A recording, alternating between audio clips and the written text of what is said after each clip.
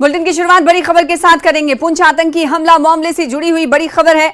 विदेश मंत्री एस जयशंकर का बयान सामने आया है। पड़ोसी पाकिस्तान को कड़ा संदेश उन्होंने अपने बयान के जरिए दिया है। उन्होंने कहा कि ऐसे पड़ोसी से बात करना मुश्किल जो सीमा पार आतंकवाद प्रायोजित करता है। ये बड़ी खबर है। आपको बता दें कि पुंछ में आतंकवादी घटना घटित होने के बाद अब विदेश मंत्री एस जयशंकर का ये बयान सामने आया है। उन्होंने बयान के जरिए पड़ोसी पाकिस्तान को कड़ा संदेश दिया है।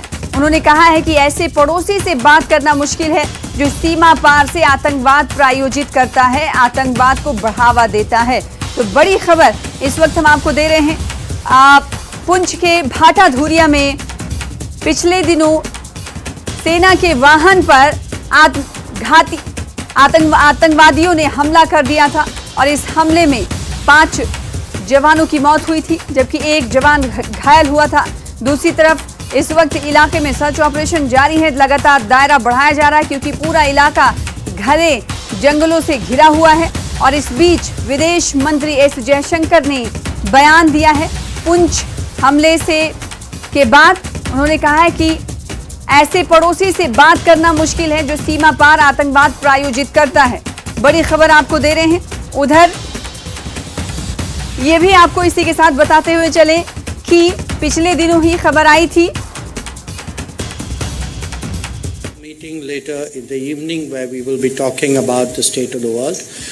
Where this particular meeting is concerned, we are both members of the Shanghai Cooperation Organization, so we typically attend its meetings, and we are the chair this year, so the meeting is taking place in India. But the point, really the bottom line on this issue is that it is for us very difficult to engage with a neighbor who practices cross-border terrorism against us. We have always said that they have to deliver on their commitment not to encourage, sponsor and carry out cross-border terrorism.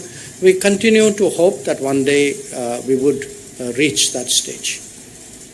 तो आप सुन रहे थे विदेश मंत्री S Jaishankar को। इसी खबर पर बातचीत करेंगे। हमारे साथ हमारे संवाददाता नीरज जुड़ रहे हैं। नीरज, जैसा कि हम जानते हैं कि बिलावल भुट्टो भी G20 के तहत भारत का दौरा करने वाले हैं, जो कि पाकिस्तान के विदेश मंत्री हैं। ऐसे में जो बयान दिया गया है भारतीय विदेश मंत्री की तरफ से, जयशंकर की तरफ से, उन्होंने सीधे तौर पर ये कह दिया है कि ऐसे पड़ोसी से बात करना मुश्किल है जो आतंकवाद प्रायोजित करता है, आतंकवाद को बढ़ावा देता है। जो बातें हो रही थी कि हो सकता है कि द्विपक्षीय मुलाकात या बात हो, तो अब तो इसका कोई सवाल ही नहीं उठता।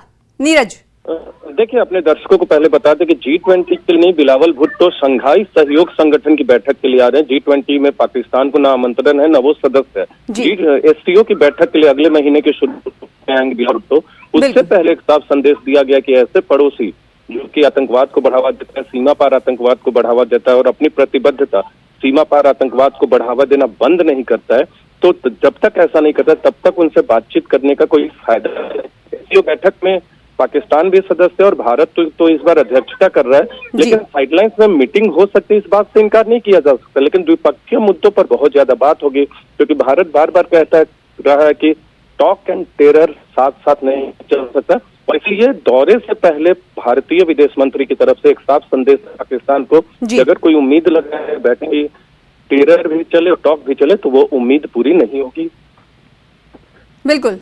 नीरज, आपकी आवाज हम तक नहीं पहुंच पा रही, जैसा कि नीरज ने बताया, और हमें जानते हैं कि शंघाई कोऑपरेशन ऑर्गेनाइजेशन की मीटिंग आयोजित होने वाली है भारत में। और इस मीटिंग में जो सदस्य देश हैं, सदस्य देशों की शिरकत होने वाली, जिसमें ताजिकिस्तान, पाकिस्तान, इसके अलावा कई और देश हैं जो इस मीटिंग में शिरकत करने वाले हैं। और जैसा कि एक बार फिर से संदेश दिया गया है जयशंकर की तरफ से, तो इससे ये सवाल ही नहीं उठता कि द्विपक्षीय बातचीत के हवाले से, क्योंकि हमने देखा था कि पिछले दिनों पाकिस्तान की तरफ से एक बयान जारी किया गया था और इस हवाले से कोशिश की गई थी, वो निमंत्रण या मांग रहे थे, रिक्वेस्ट कर रहे थे कि जब बिलावल भुट्टो भारत का दौरा करेंगे तो द्विपक्षीय मुलाकात भी हो। लेकिन अब जो कि पुंछ आतंकी हमला हुआ है तो कोई सवाल ही नहीं उठता, ये ऐसा अनुमान लगाया जा रहा है। नीरज भी इसी बात का जिक्र कर रहे थे। तो बड़ी खबर है, पड़ोसी पाकिस्तान को कड़ा संदेश एस जयशंकर ने अपने बयान के जरिए दिया है।